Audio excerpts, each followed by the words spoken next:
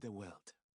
Magic and its many mysteries were a presence that hovered about constantly, giving me my earliest memory as a boy.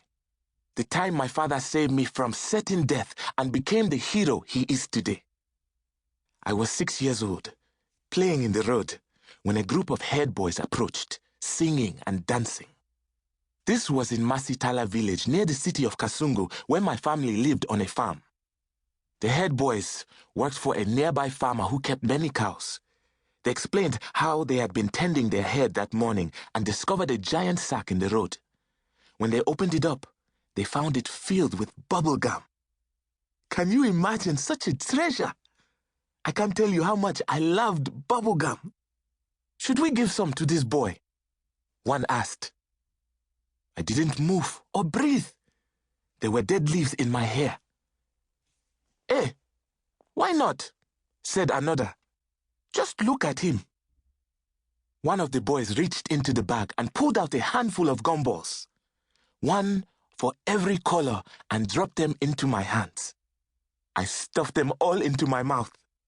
As the boys left, I felt the sweet juice roll down my chin and soak my shirt. The following day, I was playing under the mango tree when a trader on a bicycle stopped to chat with my father.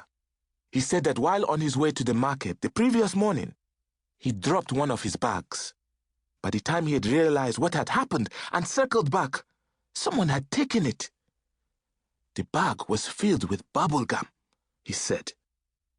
Some fellow traders had told him about the head boys passing out gum in the villages, and this made him very angry. For 2 days, he had been riding his bicycle throughout the district looking for the boys. Then he issued a chilling threat. I've gone to see the Singanga, and whoever ate that gum will soon be sorry. The Singanga was the witch doctor. I swallowed the gum long before. Now the sweet, lingering memory of it soured into poison on my tongue. I began to sweat. My heart was beating fast. Without anyone seeing, I ran into the blue gum grove behind my house, leaned against a tree, and tried to make myself clean. I spit and hawked, shoved my finger into my throat, anything to rid my body of the curse. I came up dry. A bit of saliva colored the leaves at my feet, so I covered them with dirt.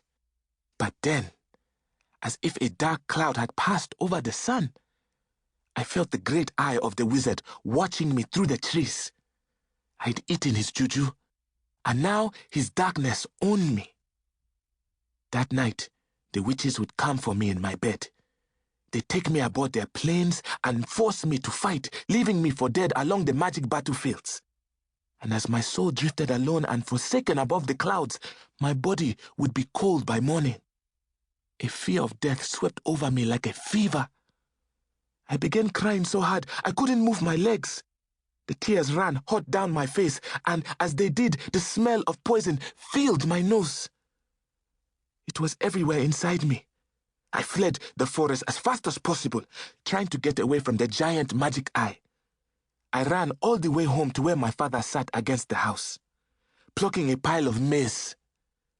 I wanted to throw my body under his so he could protect me from the devil. It was me, I said, the tears drowning my words. I ate the stolen gum. I don't want to die, Papa. Don't let them take me. My father looked at me for a second, then shook his head. It was you, eh? He said, then kind of smiled. Didn't he realize I was done for? Well, he said, and rose from the chair. His knees popped whenever he stood. My father was a big man. Don't worry, I'll find this trader and explain. I'm sure we can work out something. That afternoon, my father walked 8 kilometers to a place called Masaka, where the trader lived. He told the man what had happened, about the head boys coming by and giving me the stolen gum. Then, without question, my father paid the man for his entire bag, which had amounted to a full week's pay. That evening, after supper, my life having been saved, I asked my father about the curse, and if he'd